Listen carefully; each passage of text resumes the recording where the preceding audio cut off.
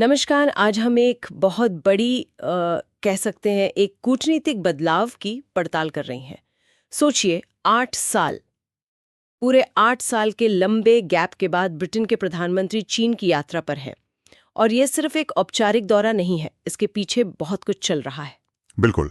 और हमारे पास जो स्रोत हैं वो इशारा एक बहुत ही अप्रत्याशित व्यक्ति की ओर कर रहे हैं, डोनाल्ड ट्रंप। डोनाल्ड ट्रंप, ये तो बहुत दिलचस्प है। हाँ, तो आज का हमारा मकसद यही समझना है कि दशकों पुरानी इस दोस्ती में, इस स्पेशल रिलेशनशिप में ये दरार क्यों आई और ब्रिटेन जैसे देश अब चीन का रुख क्यों कर रहे हैं। चलिए इसकी परतें खोलते हैं। तो सबसे पहले जो खबर इस वक्त सुर्खियों में है, ब्रिटेन के प्रधानमंत्री कीर स्टारमर चीन पहुंचे हैं। और वो अकेले नहीं हैं, ये भी जरूरी बात है। हाँ, अपने साथ 60 से ज्यादा बड़ी कंपनियों के सीईओज को लेकर गए हैं। ये घटना इसलिए इतनी महत्वपूर्ण है क्योंकि आखिरी बार 2018 में थेरेसा मे ने चीन का दौरा किया था। 2018 में? काफी लंबा समय हो गया। बहुत। उसके बाद Boris Johnson, Liz truss, Rishi Sunak, कई प्रधानमंत्री आए और गए, लेकिन किसी ने चीन की यात्रा नहीं की। तो यह ब्रिटेन की विदेश नीति में एक बहुत बड़े बदलाव का साफ संकेत है। और जो तस्वीरें आ रही हैं वो भी काफी कुछ कहती हैं। बीजिंग के तियानमेन स्क्वायर पर ब्रिटेन का झंडा, शी जिनपिंग के साथ कीयर स्टारमर की वो हाथ मिलाती हुई तस्वीर। बिल्कुल। स्टारमर का कहना है कि वो ब्रिटिश लोगों के भले के लिए यहाँ आए हैं। यहाँ पर एक दिलचस्प बात है। क्या?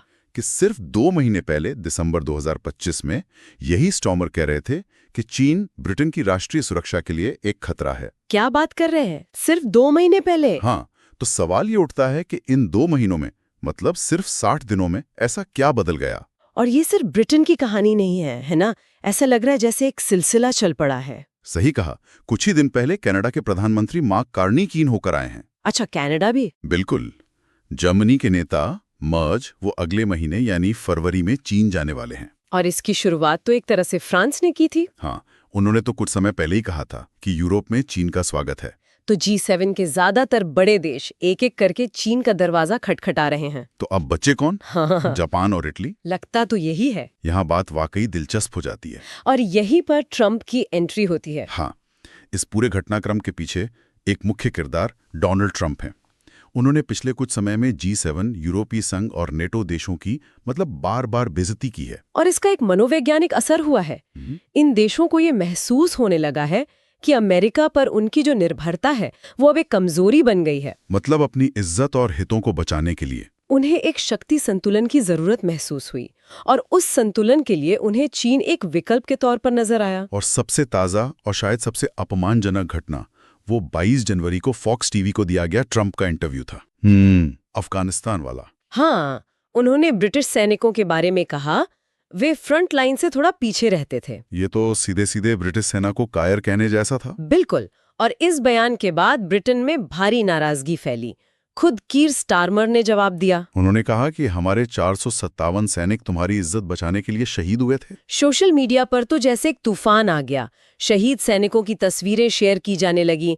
प्रिंस हैरी का एक वीडियो भी सामने आया। हाँ, जिसमें वो युद्ध के मैदान में भागते दिख रहे हैं। ये सिर्फ एक राजनीतिक बयान नहीं था, ये देश के सम्मान पर हमला था। और दिलचस्प बात यह है कि इसके ठीक 2 दिन बाद 24 जनवरी को ट्रंप अपने बयान से पलट गए। पूरी तरह से पलट गए। हाँ, और ब्रिटिश सैनिकों को बहादुर और महान योद्धा बताने लगे। और यही पलटीबाज रवैया भरोसे को खत्म करता है।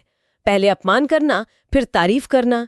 इसी अप्रत्याशित व्यवहार ने सहयोगियों को दूर धकेला है। उन्होंने ब्रिटेन को डिएगो गार्सिया द्वीप पर भी कुछ कहा था, है ना? हाँ, मॉरिशस को देने पर बेवकूफ कहा था। तो ये गुस्सा सिर्फ हाल की घटनाओं का नतीजा नहीं है, इसकी जड़ें और भी गहरी है। बिल्कुल।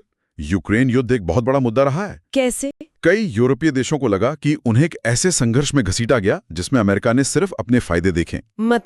मतलब यूरोप को ऊर्जा संकट झेलना पड़ा, महंगाई बढ़ी, शरणार्थियों की समस्या हुई, लेकिन अमेरिका ने हथियार बेचकर खूब मुनाफा कमाया। और नेटो का मुद्दा तो और भी बड़ा है। वो तो हमेशा से ही एक दुखती रग रहा है।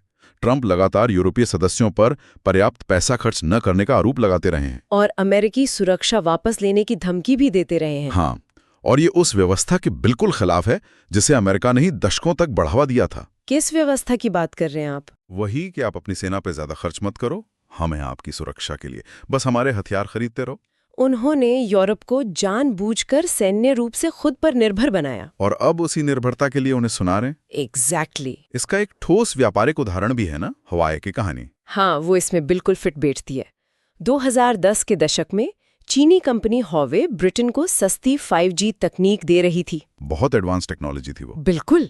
लेकिन अमेरिका के दबाव में, खासकर ट्रंप के कार्यकाल में, ब्रिटेन को 2020 में हुआवे पर प्रतिबंध लगाना पड़ा। कारण बताया गया राष्ट्रीय सुरक्षा और डेटा चोरी का खतरा। हाँ, और ब्रिटेन ने 2027 तक हुआवे के सभी उपकरण हटाने का आदेश भी दे दिया। ये ब्रिटेन के लिए बहुत बड़ा आर्थिक झटका था। बहुत बड़ा। लेकिन यहाँ विडंबना देखिए, जिस वक्त अमेरिका ब्रिटेन को चीन से व्यापारिक संबंध तोड़ने पर मजबूर कर रहा था, उसी वक्त वो खुद चीन के साथ अपना व्यापार बढ़ा रहा था। सही पकड़ा। ब्रिटेन पर एहसास हुआ कि इस खेल में नुकसान सिर्फ और सिर्फ उसका हुआ। आज भी ब्रिटेन और चीन के बीच करीब $130 बिलियन का व्यापार है, जिसमें ब्रिटेन बड़े व्यापार घाटे में है। और स्टामा की ये यात्रा उसी घाटे को कम करने की कोशिश भी है। तो इन सब का क्या मतलब निकाला जाए? क्या ये अमेरिका के साथ रिश्तों का अंत है, वो जो स्पेशल रिलेशनशिप की बात होती थी? देखिए, इसे पूरी तरह से अलगाव कहना शायद जल्दबाजी होगी। स्रोत इसे पुराना प्यार कहते हैं, जिसे आसानी से नहीं छोड़ा जा सकता। लेकिन ये एक बहुत बड़ा कूटनीतिक बदलाव तो है। बदल तो है, बहुत बड़ा है। ब्रिटेन और अन्य यूरोपीय देश अब अमेरिका से अपनी बात मनवाने के लिए चीन का इस्तेमाल एक हथियार के तौर पर कर रहे हैं, एक लेवरेज की तरह। हम कह सकते हैं कि दुनिया पुराने अमेरिका बनाम रूस वाले शीत युद्ध से अब अमेरिका बनाम चीन वाले दौर में आ गई है। हाँ, कह सकते हैं। लेकिन इस बार एक बहुत बड़ा फर्क है। वो क्या? इस बार अमेरिका के पारंपरिक सहयोगी आंख बंद करके उसके साथ नहीं खड़े हैं। वे अपने राष्ट्रीय और आर्थिक हितों को प्राथमिकता दे रहे हैं। और इसका सबसे बड़ा सबूत ये है कि अमेरिकी चिंताओं के बावजूद ब्रिटेन ने लंदन में सबसे बड़े चीनी दूतावास के निर्माण के लिए जगह दे दी है। अच्छा, ये तो बहुत बड़ी बात है। ये एक बहुत बड़ा स्टेटमेंट है। तो आज की इस विस्तृत चर्चा से ये साफ है कि ट्रंप की आक्रामक कूटनीति और अमेरिका फर्स्ट नीति ने अनजाने में अपने सबसे करीबी सहयोगियों को ही दूर धकेल दिया है। हाँ, ब्रिटेन जैसे देश अब आर्थिक और रणनीतिक संतुलन के लिए चीन की ओर देखने को मजबूर हो गए हैं। तो यहाँ एक विचार छोड़ जाते हैं, क्या ये रणनीति काम करेगी? यही सबसे बड़ा सवाल है। क्या इस दबाव के कारण अमेरिका अपने सहयोगियों के प्रति अपना रवैया बदलेगा, जिससे पश्चिमी गठबंधन एक नए और शायद ज्यादा बराबरी वाले रूप में मजबूत होकर उभरेगा? या फिर ये उस दुनिया की ओर पहला कदम है जहां पुरानी दोस्तियां कोई मायने नहीं रखती और हर देश सिर्फ अपने लिए खड़ा है? इसका जवाब